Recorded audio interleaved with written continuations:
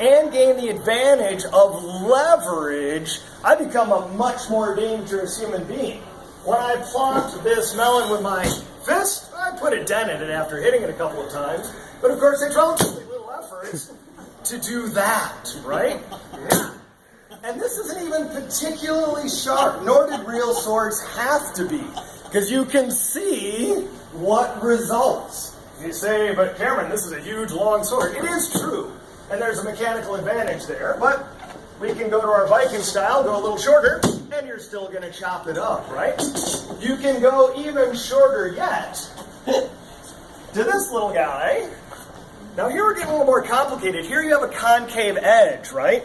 So we're using a little bit more force behind it. This, by the way, is the kukri, the national weapon of the Gurkhas of Nepal, made famous in the British service. And even though it's small, because of its design, it's pretty good at doing what swords are supposed to do too, right? So this is an obvious candidate for major technological advance in warfare. Needless to say, humans, as a rule, don't like that happening to their heads. So you had counter-evolution, right? For every adaptation, there's going to be a counter-adaptation. In this case, armor. Now, this happens to be the helmet I wear when I fight.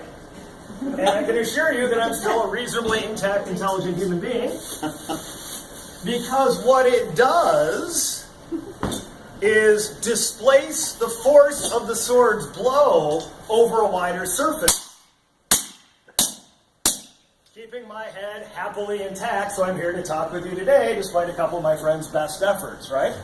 So this is an example of what seems like a relatively simple tool, but there's a lot of technology going on. And the sword is developed in numbers of different ways. Now, of course, these are replicas of mine. That's why I was hacking up melons and so on. From our actual museum collection, you can see the variety of swords around the world. This one being from the Philippines.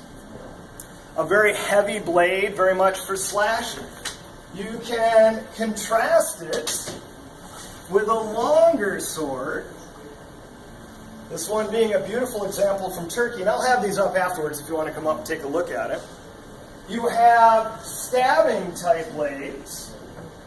For example, this one here from Central Africa. Now, this does have a cutting edge, but this is primarily, hi Andrew, a stabbing weapon, right? He's a friend of mine, so I can do that too. Don't want to be your enemy. And then, one of the nastier, if somebody once asked, what's the nastiest thing you've got in collections? This right here. Anybody recognize where this comes from? World War I. During that era of trench warfare, this is a so-called French knife. And it is basically a nice high evolution of a prison shank. You've got simply a spike backed up by knuckle dusters. But when it comes right down to it, they're all variations on this theme. People, of course, and I have our samurai up there, showed you John Belushi. People are really into the Japanese weapons, and in their day they were fine things. This is the blade of what's called the wakizashi, the shorter of the daisho, the two swords of the samurai. As I carry it around, you can see that it's got kind of a smoky pattern to the edge. That's called a hamad. That shows